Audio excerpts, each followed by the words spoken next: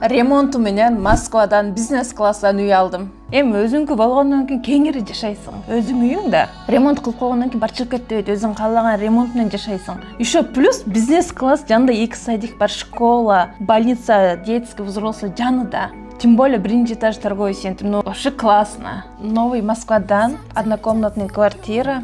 Айына төлөм 67 миң менен. С ремонтом под ключ 26-жылы буюрса августта 3-кварталында үйдө аламын. Гүлсара карындашыбыздын бир баласы бар. Жаңы жылдан кийин семейный ипотеканын өзгөрүүлөрү менен возможно 12%ке көтөрүлмөк. Гүлсара карындашыбыз бүгүн жетишип, семейный ипотека 6% менен үйлүү болуп атабыз.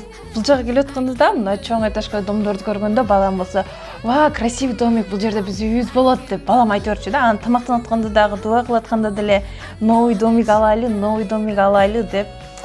Вот, Кудай буйрса, жаңы үй прям панорамный айнектери менен үй алатам. Аябай кубанып отурам азыр.